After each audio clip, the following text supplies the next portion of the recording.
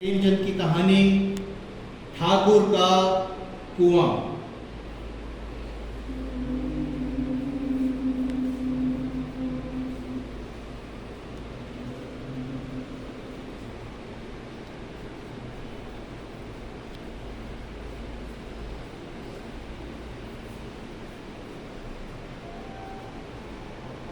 जोखू ने लोटा मुंह से लगाया तो पानी में सख्त बदबू आई।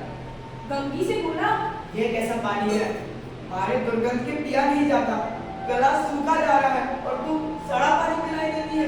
गंगी रोज शाम को पानी भर लिया करती थी। कल जब वो पानी लाई थी तो उसमें बदबू बिल्कुल नहीं थी, तो आज पानी में बदबू कैसी?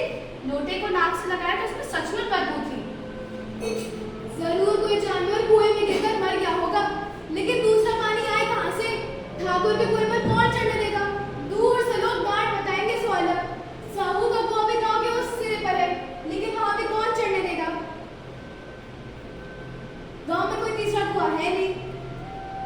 जोखू कई दिनों से बीमार है। कुछ देर तक तो प्यास रोके चुप पड़ा रहा, फिर बोला, अब तुम्हारे प्यास के रहा नहीं जाता, चलो थोड़ा पानी नाक बंद करके पी ही लूं। गंगी ने पानी ना दिया।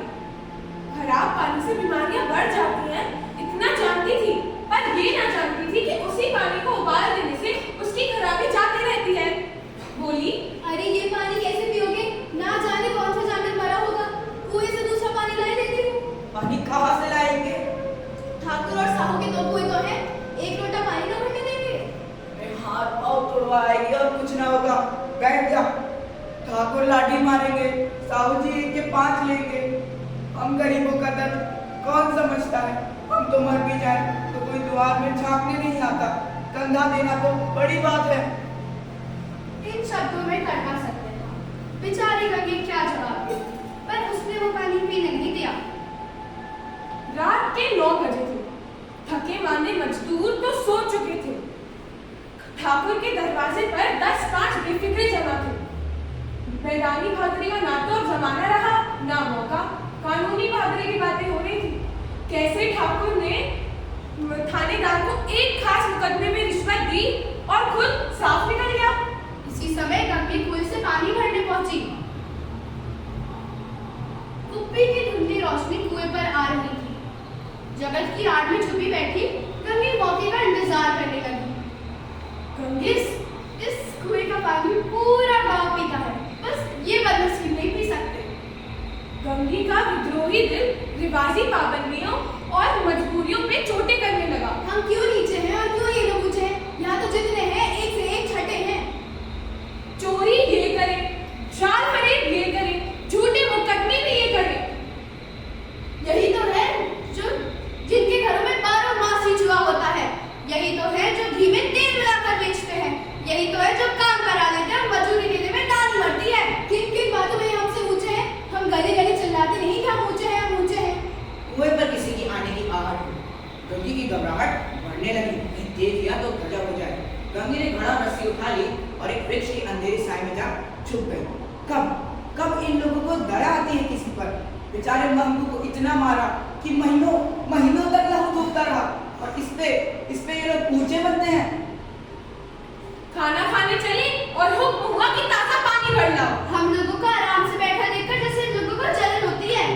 हाँ, ये ना हुआ कि खुद कलसी उठा के पानी भर लाते, बस हुक्म चला दिया कि पानी भर लाओ, जैसे हम लड़कियां ही तो हैं।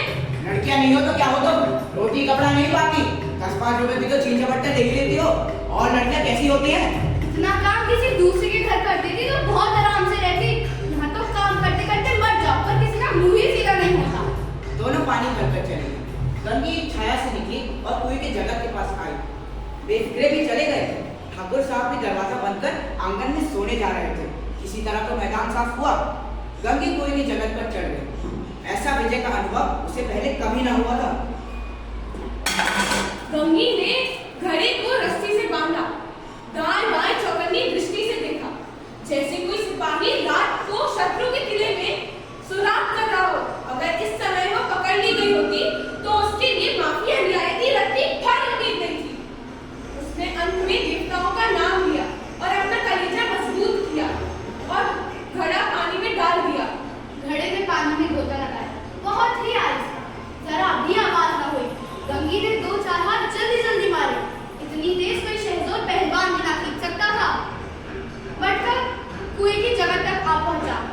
गंगी झुकी कि उसे